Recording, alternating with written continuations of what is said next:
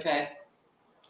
Hey, we're getting ready to travel. When's the last time you've been to like a real event? Because we're getting ready to go to a real Like event. a trade show. Like a trade show in Las Vegas, Nevada. So excited. We haven't been in like 2 years. It's been more than 2 years since we haven't been there. But anyway, we're planning, Ashley and I are like getting through our travel.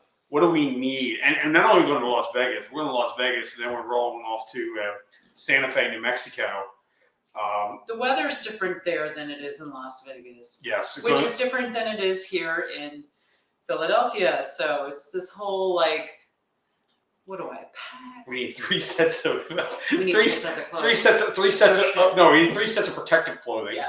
Yeah. Anyway, so some of the things that like travel wise, we do it so often that we forget that it's not natural for everybody. Airlines. If you haven't traveled in a while, your airline. It's not the same experience that it was before. No, we'll just put it that way. You need. They're not printing tickets out for you. Right.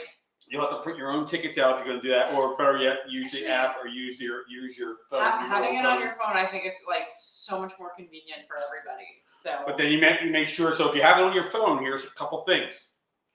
Number one, you got to make sure you have internet service if you're going to use it directly from the app, or else the ticket won't come up. What we do. I was going to say, what I do is I bring up the boarding pass on my phone, and then I take a picture of it. Take a screenshot. A screenshot?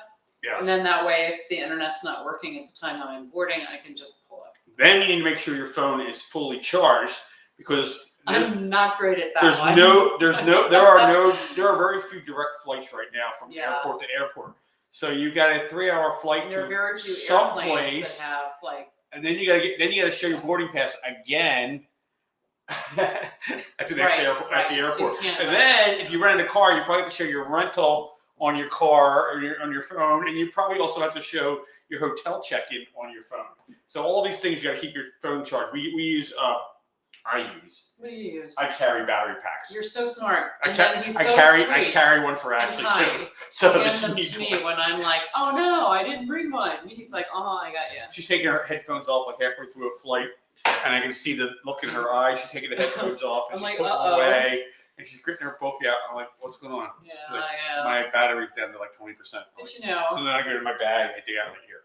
Oh, I love you. This is great. It's still good to read a book, though. You know? No, it is. Just saying. So with that, so you need to make sure your phone is charged. That's number one. You need to have a mask.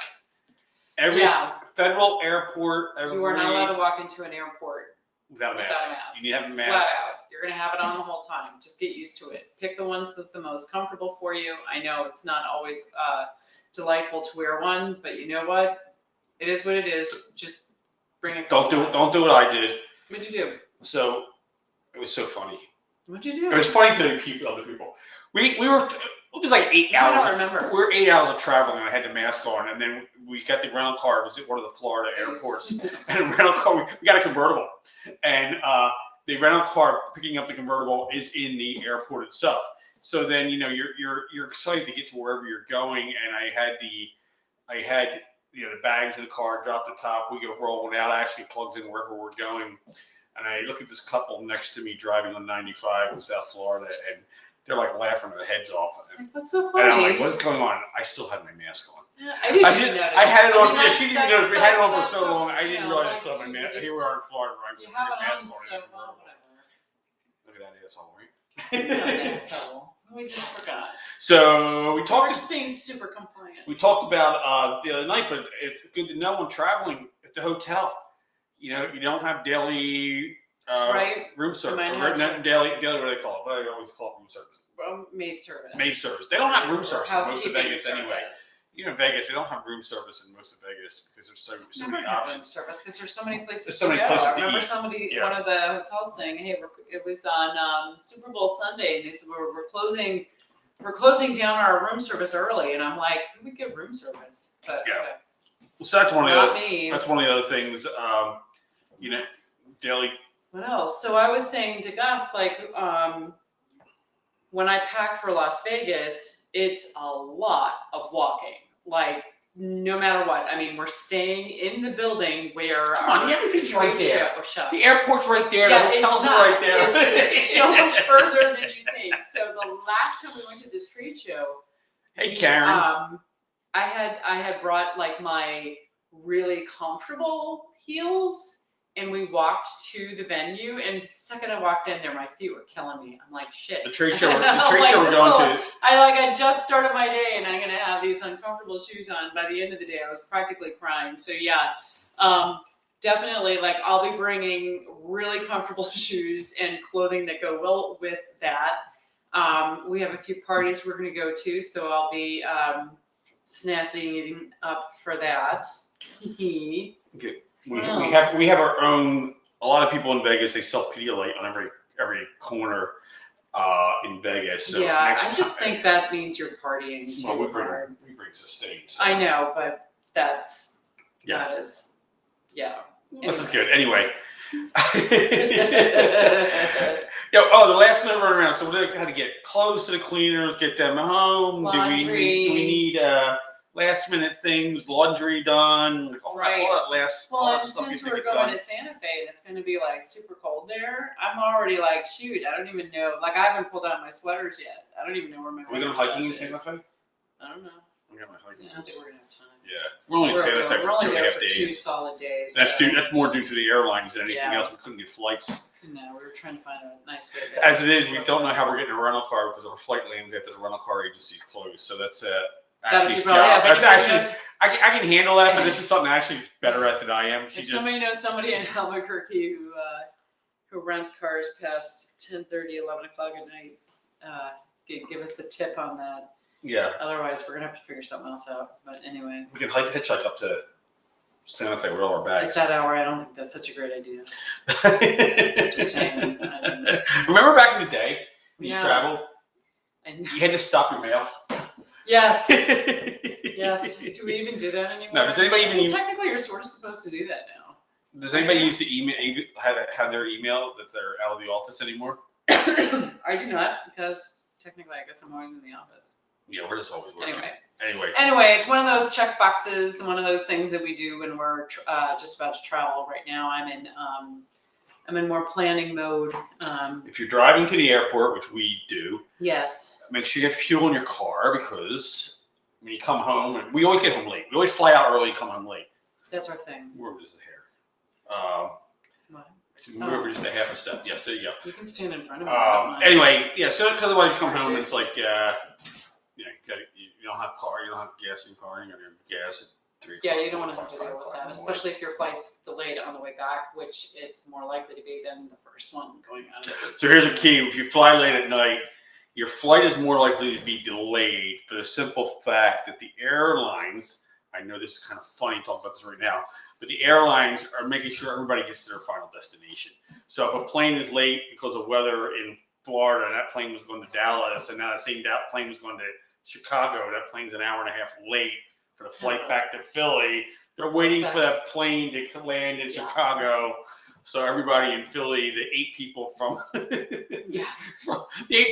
Dallas get on the flight. Night. Yeah, a late night sometimes, and that's just part of what we've come to accept it and we choose it so that the thing is you're usually not that late because the airlines it doesn't happen all the time. They do fly a little faster if they're running late. They pick it up a little. They pick it up a little. They'll add a few 50 miles an hour, so they'll cut down the time a little bit. Obviously, they do it as safely as possible. But yeah, it's kind of. We were on a flight one time because of weather, but we were landing in Philly. If anybody knows, you're landing in Philly. You're pretty much in the pattern by about Pittsburgh, a little bit after Pittsburgh.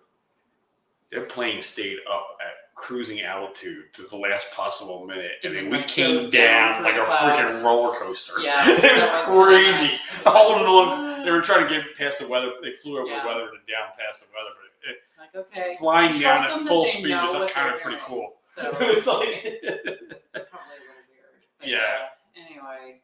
So I'm already planning out, but it's like, you have to think about like the outfit that you're going to wear at the trade show with more casual shoes because you aren't going to be running around in heels. And anyway, The cool thing about this trade show, know. we're staying at the same hotel where all the events are and everything, so which is good. you can get up and get changed and get ready for the evening activities. Yes, that'd be And nice. crash. So, I mean, what's your favorite? Like, if you had to give somebody like the tip, like this has saved your ass so many times, what would it be? Like, this is my one travel tip. I would just say, definitely do this. And it may be something you've already mentioned. Have all your personal items, the stuff you use, and a phone charger in your carry-on luggage, whatever you're carrying on.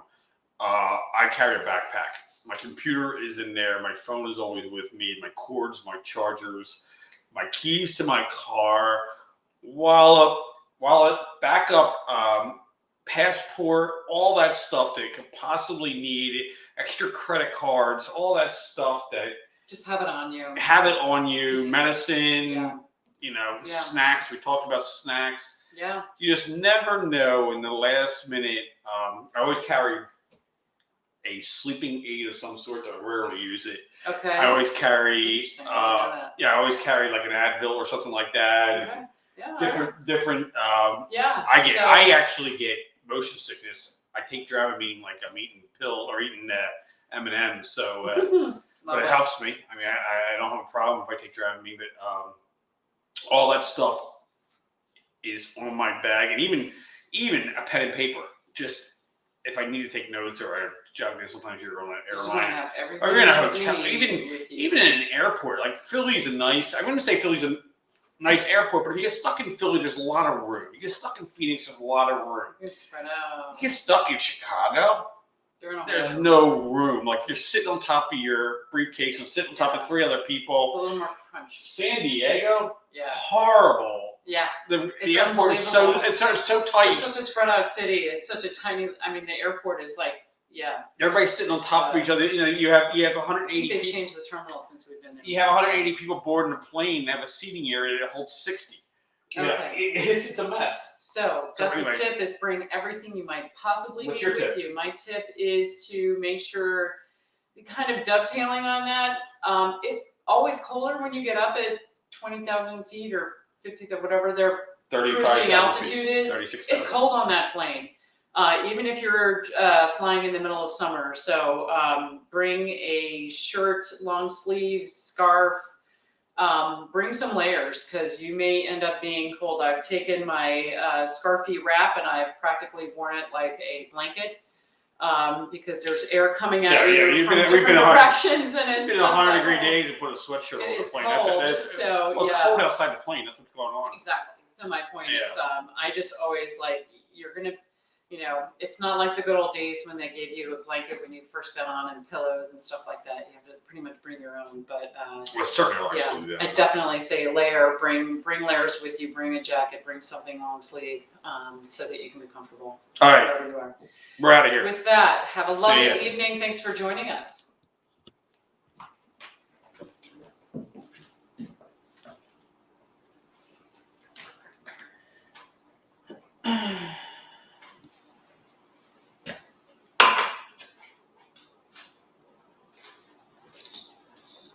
I saw somebody blowing up. Fucker, I'm trying to send somebody a text and it won't let go.